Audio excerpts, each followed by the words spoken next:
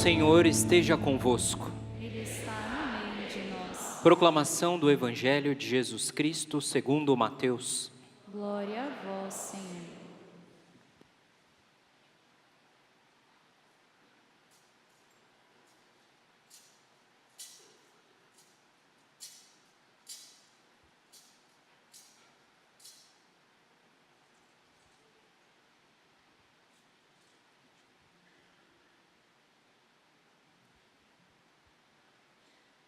Naquele tempo, Jesus viu uma numerosa multidão e teve compaixão, porque eram como ovelhas sem pastor. Começou, pois, a ensinar-lhes muitas coisas. Quando estava ficando tarde, os discípulos chegaram perto de Jesus e disseram: Este lugar é deserto e já é tarde. Despede o povo, para que possa ir aos campos e povoados vizinhos, comprar alguma coisa para comer. Mas Jesus respondeu: Dai-lhes vós mesmo de comer. Os discípulos perguntaram: Queres que gastemos 200 denários para comprar pão e dar-lhes de comer? Jesus perguntou: Quantos pães tendes? Ide ver. Eles foram e responderam: 5 pães e 2 peixes. Então Jesus mandou que todos se sentassem na grama verde, formando grupos, e todos se sentaram, formando grupos de 100 e de 50 pessoas. Depois Jesus pegou os 5 pães e os 2 peixes, ergueu os olhos para o céu, pronunciou a bênção, partiu os pães e ia dando aos discípulos para que os distribuíssem. Dividiu entre todos também os 2 peixes. Todos comeram, ficaram satisfeitos e recolheram 12 cestos, cheios de pedaços de pão e também de peixes. O número dos que comeram os pães era de 5.000 homens. Palavra da salvação.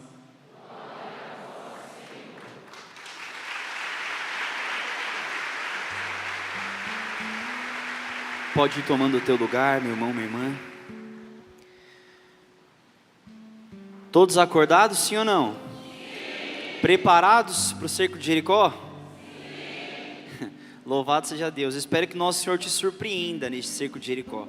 Espero que no final você perceba que você não estava nem um pouco preparado, mas que Deus tinha reservado coisas muito maiores para ti. Amém? Qual que é a campanha que nós estamos iniciando hoje, então? Muito bem. Como muitas pessoas estão vindo pela primeira vez e talvez até não saibam o que é o cerco de Jericó e como que funciona, eu peço licença para vocês de começar essa homilia não falando propriamente sobre as leituras de hoje. Nós vamos explicar um pouquinho o que é o cerco de Jericó e depois voltamos para aquilo que o evangelho de hoje, a liturgia de hoje, tem para nos dizer. Amém? Para que nós possamos entender em que consiste o cerco de Jericó, você vai ter a partir de hoje uma lição de casa. Você vai voltar para a tua casa e vai ler durante essa semana Josué capítulo 6. Amém? Vocês vão ler o quê? Vocês vão lembrar de ler, sim ou não? Se quem tem memória curta igual eu, anota, né? Anota no celular se for preciso, mas não é para ver a barra de notificação, para ver mensagem não. É só para anotar o que você vai ler e já bota seu celular de volta no bolso. Josué capítulo 6, amém? Para que nós possamos entender o contexto em que aparece Josué na história bíblica, nós estamos no período da história de Israel em que o povo de Israel, liderado por Moisés, começa a fazer a sua travessia do Egito, de onde era prisioneiro, até a terra prometida, Canaã, a terra de onde mana leite e mel. Em determinado momento, Moisés morre antes de contemplar a entrada da terra prometida. Por quê? Eu não vou entrar em pormenores aqui, mas porque não acreditou na palavra de Jesus, em um momento desconfiou da promessa, e por isso foi privado de ver a terra prometida. No momento em que Moisés morre, Deus escolhe um homem para liderar o povo de Israel em direção à terra prometida. Como é o nome desse homem? Vamos repetir com bastante força. Como é o nome desse homem? Josué. Muito bem, Josué. E no momento em que Deus chama Josué, diz para ele: olha, o meu servo Moisés morreu, e a partir de agora a responsabilidade de conduzir o povo até a terra prometida é tua. Imaginem vocês aqui comigo, Josué recebendo essa missão. Gente, o povo de Israel não era um povo muito fiel a Deus não, viu? Era um povo, como diz a palavra de Deus, um povo de cabeça dura. Bata no peito e diga assim: o povo de Israel parecia comigo um povo de cabeça dura. Bate na cabeça e fala, eu sou um povo de cabeça dura. Mas bate mesmo na cabeça. Tá com vergonha de bater na cabeça? Isso. É bom para a gente lembrar que nós somos como o povo de Israel. E eu fico pensando Josué naquele momento que ele recebe aquele chamado da parte de Deus, o desespero dele, porque era algo muito grande que ele tinha que fazer. Mas olha o que diz a palavra de Deus em Josué capítulo 1, versículo 9. Josué, isto é uma ordem, diz o Senhor, ser firme e corajoso. Repete para o irmão que está do seu lado, diga assim para ele, isto é uma ordem. Ser firme e corajoso. Amém? Nós estamos iniciando no dia de hoje uma campanha de oração. Eu quero começar aqui tirando os mitos e as superstições que existem sobre isso, né? Tem gente que pensa, misericórdia, padre, vou começar o cerco de Jericó, o Satanás vai entrar na minha casa, vai acabar com tudo, vai começar a ver lâmpada estourando, copo quebrando na parede. Você está vendo muito filme de terror, tá bem? Vejam, existe sim uma ação do mal sobre nossas vidas e que pode sim se intensificar no tempo do cerco de Jericó. Porém, qual que é a coisa principal que Satanás quer fazer conosco? Perder a nossa alma, nos mandar para o inferno. Você é a imagem e semelhança de Deus, e como o inimigo de Deus sabe que não pode atingir a Deus diretamente, ele quer atingir aquele que Deus mais ama, que é a criatura humana, em outras palavras, que é você. Por isso que neste tempo de combate espiritual, é importante que você escute as palavras de Deus para Josué, ser firme e corajoso, e isto é uma ordem. Eu já quero começar a dizer aqui que você, que talvez tenha levado a tua vida espiritual meio com a barriga, sabe? Ah, padre, eu rezo, mas eu rezo de vez em quando. Eu rezo quando eu acordo, de vez em quando eu rezo quando eu deito, né? Sabe como é que é, né, padre? Diferente do senhor, tem gente que pensa que padre fica rezando o dia inteiro, né? Diferente do senhor, padre, eu trabalho, né? Primeiro que já começou chamando o padre de preguiçoso, né? Já parece que o padre fica com o pé para cima o dia inteiro e o terço na mão, né? Ah, vem viver a vida de padre para vocês verem como é que é facinho, né? Mas tem gente que pensa isso e fala, ah não, por conta do meu trabalho, padre, eu não tenho rezado tanto assim. Tome vergonha na tua cara. Ser firme e corajoso é entender que nós estamos entrando em um combate espiritual. Como é que se combate um combate espiritual, gente? Com armas. E qual que é a principal arma espiritual que nós temos? A oração. E aí entra o Santo Terço, a adoração eucarística, a participação da Santa Missa. Então ponto número 1, para poder, não tem nem preparado isso, gente, misericórdia, nem ia falar disso, mas louvado seja Deus. Deus está conduzindo, porque tem gente que precisa ouvir.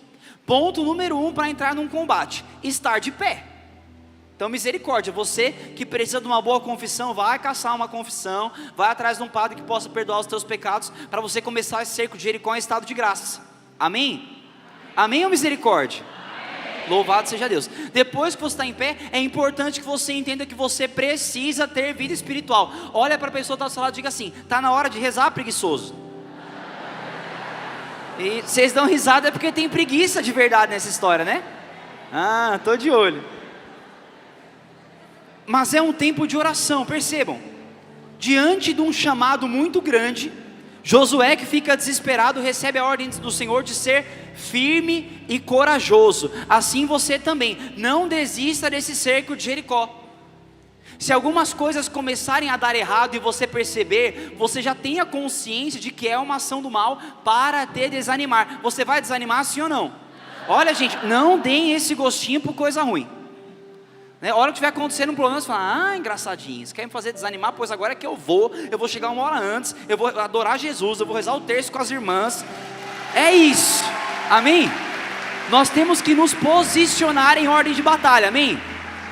Isso, louvado seja Deus. Mas voltando para a história de Josué, Josué começa então a conduzir o povo de Israel à terra prometida, sendo firme e corajoso como Deus havia mandado, até um momento. No momento em que ele para perto da terra prometida, e ele vê entre o povo de Israel e a terra prometida, a cidade de Jericó.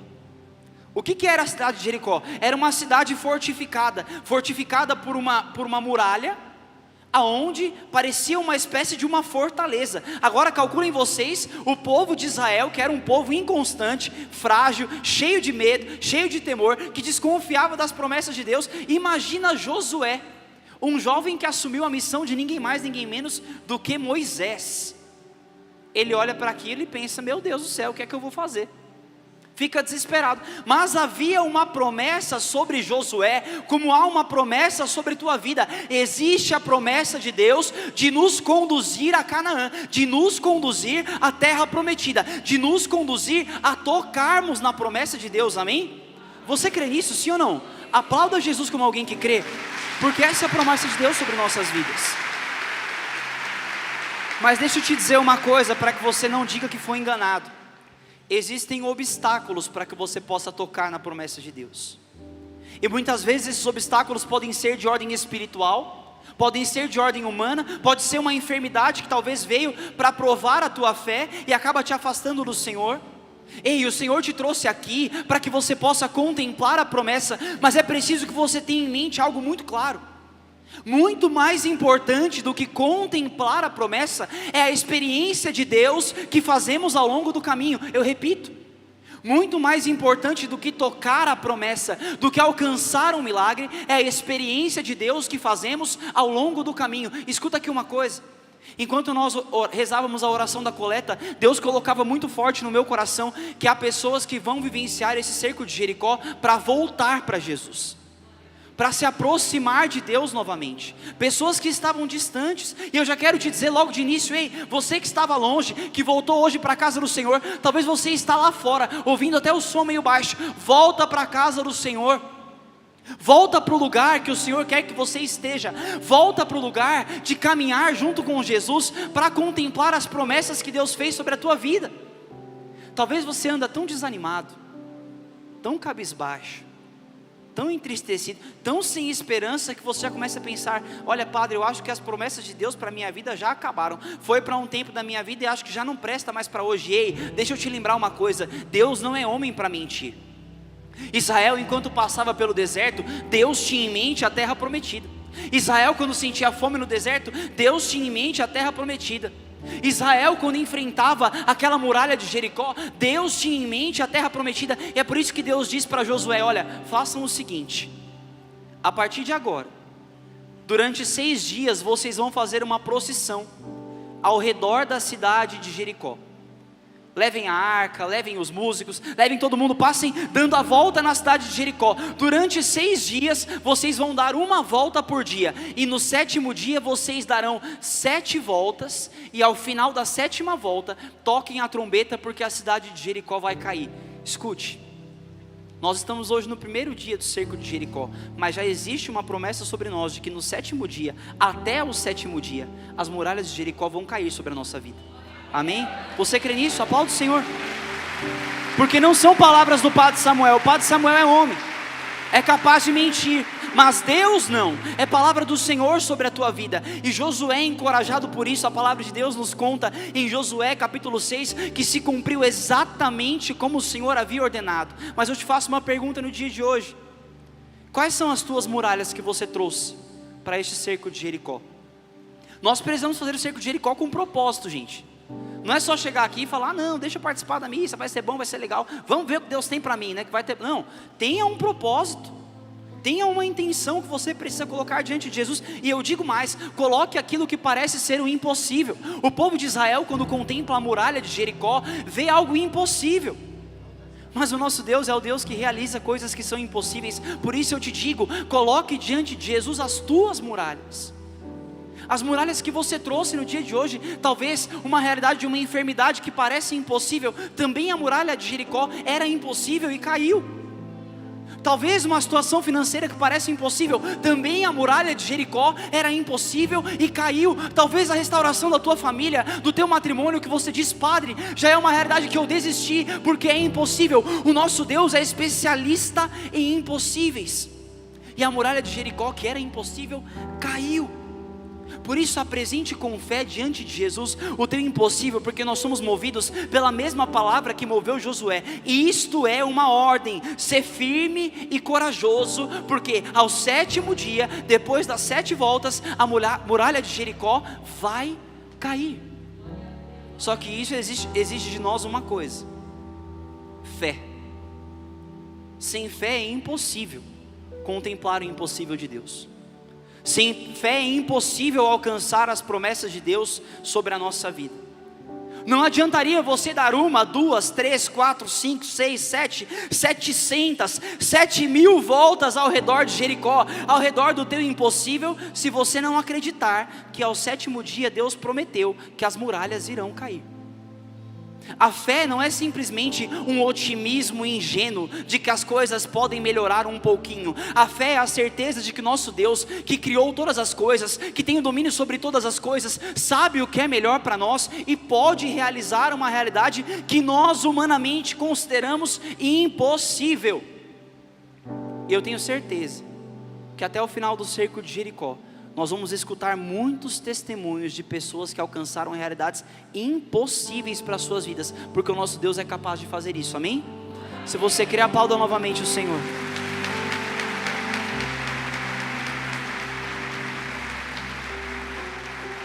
Muito bem, Padre, nós já entendemos o que é o cerco de Jericó, mas o que é que Deus quer para nós no dia de hoje? Quais são as muralhas que o Senhor quer derrubar na nossa vida no dia de hoje? Percebam, irmãos, Deus ele age sempre de forma muito providencial. Estão prestando atenção no Padre, sim ou não? Sim. Louvado seja Deus. Levante tua mão direita, quem está comigo ainda. O pessoal lá do fundo, isso, pode baixar a mão. Deus age sempre de forma providencial. E Deus preparou para nós, neste primeiro dia do cerco de Jericó, uma muralha sem a qual, se ela não cair primeiro, não cai nenhuma das outras muralhas sobre nossas vidas. A primeira leitura de hoje, da primeira carta de São João, capítulo 4, nos conta uma definição sobre Deus que, na minha sincera opinião, é a definição mais profunda que nós temos sobre Deus em toda a Sagrada Escritura. Se nós olharmos no Antigo Testamento, Deus foi chamado de Deus de Israel, Deus foi chamado de Senhor dos Exércitos, Deus foi chamado de Onipotente, Deus foi chamado com diversos nomes. No Novo Testamento, Jesus é chamado de diversas formas. Eu sou o bom pastor, eu sou a luz do mundo, eu sou o pão da vida. Mas para mim a definição que mais define sobre quem Deus é aquela que João fez em 1 João capítulo 4. Deus é amor. Vamos repetir depois do Padre? Deus é amor. Mais uma vez. E sobre esta realidade, sobre esta palavra de que Deus é amor, nós entramos no cerco de Jericó no dia de hoje. É extraordinário porque o amor de Deus para São João não era uma realidade a qual ele só tinha escutado falar. Muitas vezes eu tenho certeza que você já escutou pregações sobre o amor de Deus, sim ou não? Vocês estão vivos ainda, gente? Então vou tentar de novo fazer a pergunta. Vocês me respondem como alguém que está vivo, amém? Nossa senhora, está parecendo um mergulho de Naamã, né? O povo está dentro d'água, não dá para ouvir o que eles falam, né? Vamos tentar de novo, né? Vocês já ouviram alguma vez uma pregação sobre o amor de Deus, sim ou não? Sim. Já ouviram alguma vez a frase, alguém olhando para você e dizer Jesus te ama, sim ou não? Sim. Mas para São João, falar sobre o amor de Deus não é falar sobre uma realidade que ele tinha escutado. Falar sobre o amor de Deus para São João era falar sobre uma realidade que ele tinha tocado. Nós temos que nos lembrar da forma como João, o evangelista, o apóstolo, o mesmo que escreve esta primeira carta, o mesmo que escreve o Apocalipse de São João, era chamado nos evangelhos. Ele era chamado de discípulo amado. Se nós pudéssemos traduzir de outra forma, diríamos o discípulo que experimentou o amor. São João, o mesmo molequinho lá dos evangelhos que nos conta que na última ceia reclina a cabeça sobre o peito de Jesus. São João não falava de um amor que ele tinha escutado. São João não falava de um amor que os outros tinham experimentado e contado para ele. São João tinha sentido, escutado as batidas do coração de Jesus. Meu Deus, eu não sei você, mas imagina se você tivesse a possibilidade de reclinar a tua cabeça sobre o peito de Jesus e escutar as batidas do coração de Jesus, dizendo a cada batida: eu te amo, eu te amo. Você já abraçou alguém que o abraço parece que literalmente te abraça? Imaginem vocês o calor do peito de Jesus, aquele coração ao mesmo tempo que todo humano, todo divino, transbordante de amor por toda a humanidade. E São João teve o privilégio de reclinar a cabeça sobre aquele peito e de sentir as batidas do coração de Jesus, de ouvir o sussurrar de Jesus sobre os planos de Deus a respeito da sua crucifixão e morte de cruz. Nós estamos falando deste rapaz que olha para Deus e na altura em que ele escreve esta primeira carta já está velho. provavelmente isolado na ilha de Patmos, pronto para morrer em torno dos seus 80, quase 90 anos. E o resumo que ele faz da experiência dele com Jesus é: Deus é amor. Qual que é a tua visão sobre Deus?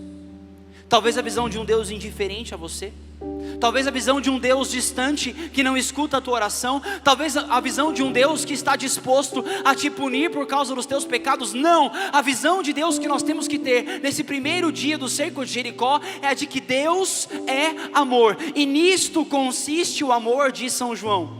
Não fomos nós que amamos a Deus, mas foi Ele que nos amou e enviou o seu Filho como vítima de reparação pelos nossos pecados. É como se São João estivesse apontando para a cruz. Nisto consiste o amor. Não fomos nós que amamos a Deus, não somos nós que somos bons o suficientes, santos o suficientes, puros o suficientes, elevados o suficientes, virtuosos o suficientes para amar a Deus. Não, mas Deus que se rebaixou à nossa condição de pecadores, de sermos menos do que o barro, e nos amou. O amor não consiste de uma elevação do coração humano até Deus, porque posso te contar um segredo se até agora você não percebeu? Nós somos incapazes de por nossas forças subirmos até Deus. O amor consiste em um Deus que resolve se rebaixar, se inclinar em direção a nós. E na verdade é isso que o Senhor quer fazer conosco no cerco de Jericó, porque a primeira muralha que precisa cair sobre nossas vidas é a muralha que nos impede de experimentarmos o amor de Deus. A primeira muralha que precisa cair é esta muralha que é um obstáculo entre nós e Deus, entre nós e a vontade do Senhor. Às vezes participamos de 1, 2, 3, 4, 20 missas por cura no ano. Às vezes participamos de 800 campanhas por causa de um impossível. Participamos de um cerco de Jericó ali, de uma campanha de São Bento ali, e não deixamos quebrar esta muralha que nos impede de experimentarmos o amor de Deus. Filho, a mensagem que o Senhor tem para você no dia de hoje é: eu te amo, e eu quero te introduzir no meu amor, para que aqui você faça uma experiência de vida e não de morte. Talvez muitos chegaram aqui nessa Santa Missa e fazem uma experiência de morte. É um abatimento que não tem fim. É uma tristeza, Padre, que parece que não passa do meu coração. É uma angústia que toma o meu coração e que me afasta da vontade de Deus. Padre, para ser sincero, a palavra que me define é que eu me sinto perdido. Eu não sei nem onde é que está a vontade de Deus. Ei, Cristo te trouxe aqui para te introduzir no coração dele, para que esse mesmo amor que levou a São João a contemplar o amor de Jesus, mesmo nos últimos dias da sua vida, te introduza de tal forma no amor de Deus, que você pare de se sentir perdido, que você pare de andar como um morto-vivo. Há pessoas que vivem a vida aqui nesta terra e não estão vivendo uma vida, estão simplesmente sobrevivendo. É um dia após o outro, preocupado, esmagado pelas suas angústias, pelas suas preocupações. Ei, quem vive no amor de Deus não vive sob essa perspectiva, não. Quem teve a experiência com o amor de Deus, sabe que foi cuidado, sabe que foi amado, sabe que foi visitado, sabe que não está abandonado, sabe que não está sozinho. E eu me lembro como se fosse hoje. Eu queria separar um tempinho desta homilia para dizer para vocês da minha experiência com o amor de Jesus, porque foi também numa missa de cura. Eu me lembro como se fosse hoje, eu na Santo Antônio em meados de 2011. Eu participava das missas de curas porque uma vez eu tinha visto um grupo de jovens que erguia os braços e rezava, e eram muito felizes. E eu olhei para eles e eu falei: poxa, eles têm uma felicidade que eu não tenho. Eu com os meus 15 anos de idade, eu olhei para aquilo e eu falei: eles rezam, eles têm uma felicidade, eles erguem os braços e falam com a Eucaristia, que eu nem tinha clareza de que era realmente Jesus, vive presente ali. Eles rezam com a Eucaristia de uma forma diferente, parece que está vivo, parece que é real. E eu vi aquilo, eu falei: eu quero participar disso. Eu fiquei sabendo que eles eram da Santo Antônio, eu falei: pois eu vou atrás deles. Na verdade, mal sabia eu que estava indo atrás de Jesus. Talvez você veio aqui atrás de um impossível. Mal sabe você que você veio aqui na verdade atrás de Jesus, que usou o teu impossível como isca para ganhar algo muito mais importante para Ele, que é o teu coração. E eu me lembro como se fosse hoje que eu estava na Santa Missa. Eu lembro que toda vez que começava o passeio do Santíssimo, eu era tomado por uma emoção tão grande que eu não entendia. Na minha cabeça era só uma emoção, era só uma vontade de chorar, mas eu nunca tinha sentido aquilo em toda a minha vida. Meu coração parecia que ia sair do meu peito, parecia que queimava, ardia, começava a bater forte. Eu lembro que eu começava a chorar de soluçar. Eu me tremia toda, as minhas mãos formigavam, parecia que eu ia cair duro, morto ali. Eu não ia suportar aquilo que estava me invadindo, eu não sabia dizer o que era. Eu sei que eu chorava e me tremia tanto que o pessoal da intercessão achava que eu estava encapetado, gente. É sério. Toda missa por cura eu ia para a salinha. Achavam que eu estava passando por alguma libertação. E eu estava tendo a experiência do amor de Deus, eu não sabia o que era aquilo. Só que eu lembro de um dia que começou a cantar essa música. Eu queria que você que sabe, cante com a gente. Dá pra gente cantar agora? Feche os teus olhos nesse momento. Eu me lembro que Jesus foi exposto e começou a caminhar em nosso meio. E começou a cantar esta música assim: eu estou em tua presença para te adorar e te amar. Só de ver os teus olhos nos meus, eu me rendo em total consagração. Espera um pouco. No momento em que, presta atenção no padre aqui. No momento em que o padre passava com o Santíssimo e cantava essa música dizendo: só de ver os teus olhos nos meus, eu me rendo em total consagração, parecia que Jesus estava olhando para mim. Eu nunca tinha experimentado aquilo em toda a minha vida, gente. Alguém que olhasse para mim daquela forma. As pessoas que eu tinha amizade, as meninas que eu tinha me relacionado, nenhuma delas tinha me preenchido como aquele olhar estava me preenchendo naquele momento. Eu tinha a impressão de que ele me conhecia, de que ele estava vivo, de que ele era real, e eu não sabia disso. De repente o padre passa com o Santíssimo, quando ele para em mim, Jesus começa a dizer através da boca do padre coisas que ninguém sabia sobre a minha vida.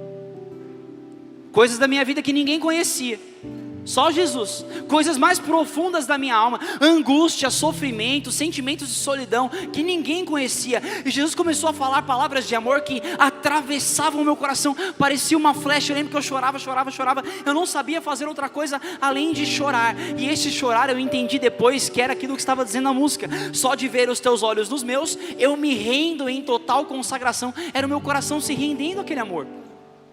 Eu sentia como se literalmente no meu coração muralhas estivessem sendo quebradas, destruídas. A superestrutura que eu havia criado de um irmão Samuel muito forte, muito bom, muito perfeito em tudo que fazia, estava sendo destruído diante da minha pequenez, de ver um Deus tão grande que me amava e me conhecia.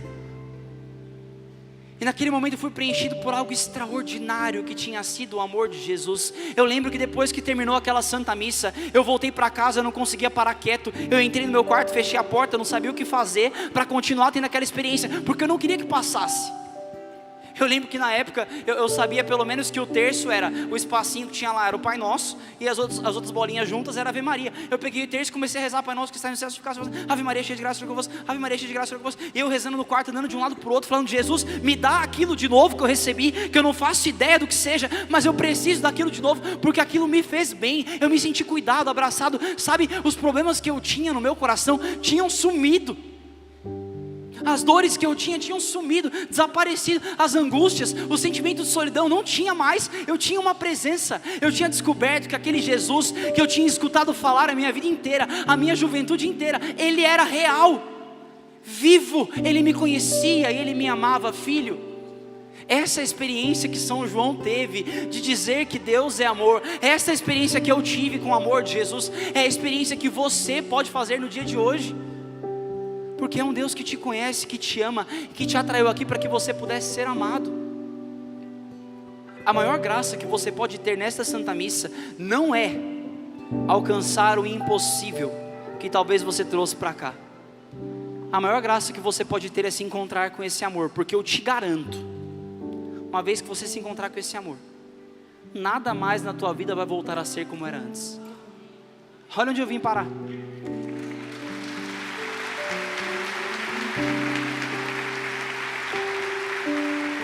Depois que o tempo passou, eu tentei seguir minha vida, eu tentei fazer outras coisas, mas simplesmente não dava. Ele me atraía, ele me puxava de volta, não tinha como. Quando eu descobri da minha vocação, eu falei: Jesus, eu não quero ser padre, sai para lá. O Senhor mirou em uma pessoa, acertou em outra. Eu não tenho jeito de padre, escolhe outra pessoa. E Jesus falou: é você mesmo. Eu falei: bom, se é eu mesmo, então eu vou fugir. Eu não quero esse negócio para minha vida. Tentei começar a namorar para fugir da minha vocação, mas eu não aguentava ouvir a voz de Jesus me chamando. Era apaixonante, eu não conseguia fazer outra coisa a não ser correr em direção dele.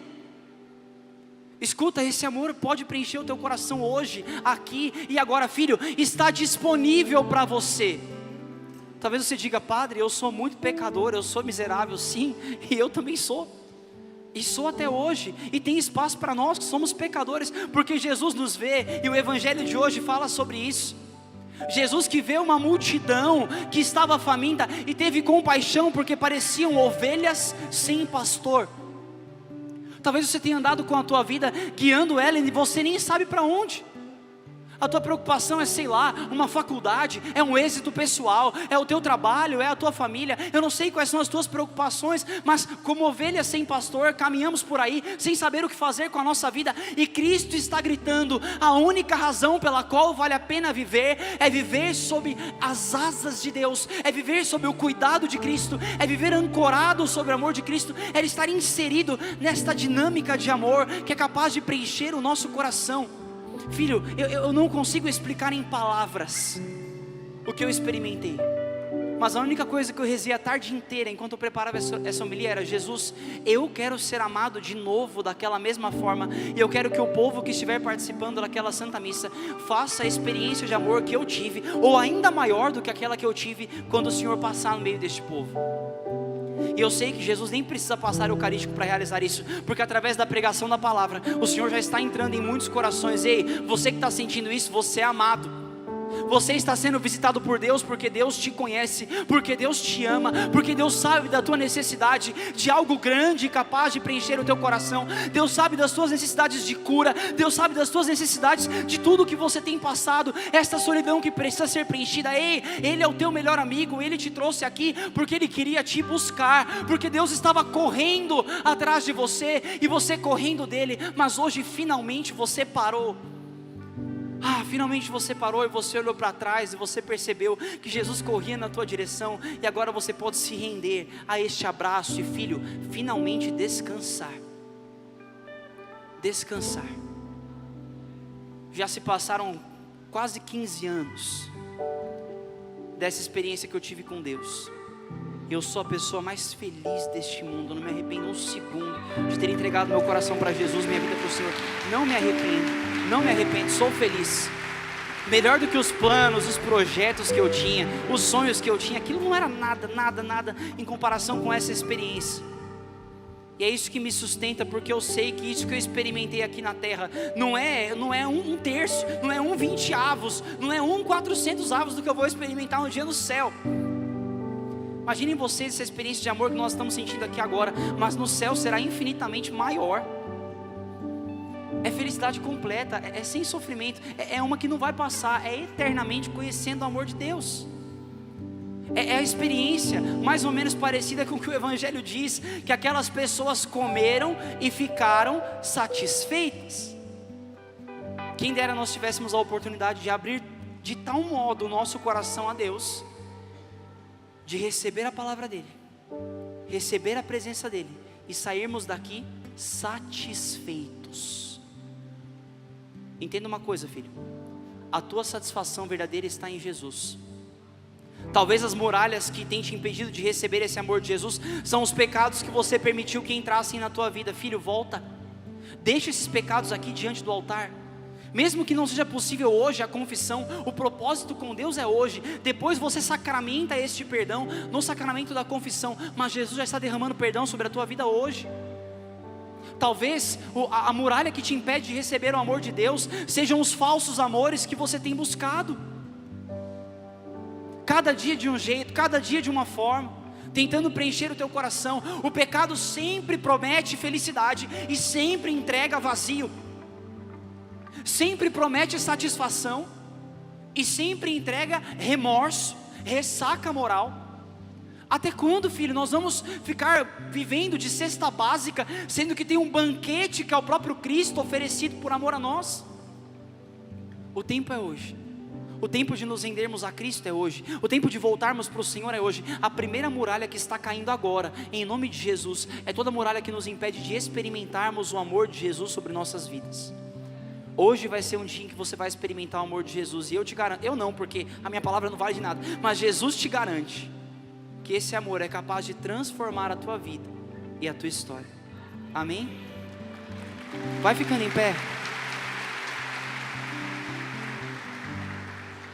Eu queria que você fechasse os teus olhos e colocasse a mão sobre o teu coração. Esquece nesse momento o Padre, a pessoa que está do seu lado. Repito mais uma vez, é você e Jesus. Você que quer experimentar o amor de Jesus. Só precisa de uma coisa, é muito simples. No teu coração você ser sincero e dizer com Jesus: eu quero, eu estou disposto.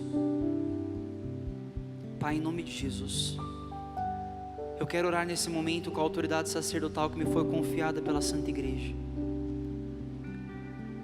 Eu quero pedir que o Senhor derrame sobre esta igreja o teu amor, algo nunca antes visto, algo nunca antes experimentado, que vai para além das emoções, mas que toca também as nossas emoções. Eu quero te pedir, Pai, em nome de Jesus, um mover sobrenatural do teu amor, não pelas forças das minhas palavras, não pelos meus merecimentos, porque eu sou indigno de estar te pedindo isso, Jesus. Mas eu te peço, Pai, em nome de Jesus, que o amor que o Senhor derramou na cruz sobre o teu Filho, enviando o teu Filho para nos salvar, seja derramado sobre esta igreja, para que sejamos mergulhados, batizados no teu amor. Recebe o Espírito Santo. Recebe o Espírito Santo de amor nesta noite. E com os teus olhos fechados, vai dando cada vez mais liberdade para que Ele venha. Vai abrindo mão dos teus pecados, vai abrindo mão do teu jeito de ser, vai abrindo mão dos teus projetos, dos teus sonhos, e vai dizendo: Jesus, te dou cada vez mais liberdade para que o Senhor venha. Você que sabe, cante mais uma vez no começo: eu estou em tua presença. Eu estou em tua presença, pra te adorar e te amar. Só de ver os teus olhos nos meus, só de ver os teus olhos nos meus, eu me rendo em total consagração. Eu estou em tua presença. Eu estou em tua presença, pra te adorar e te amar. Diga isso pro Senhor: só de ver os teus olhos nos meus, só de ver os teus olhos nos meus, eu me rendo em total consagração.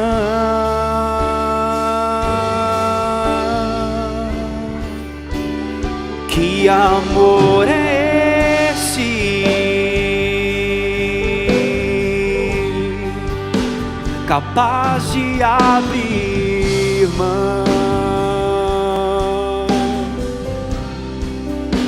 do bem mais precioso que alguém pode ter, o seu próprio Filho.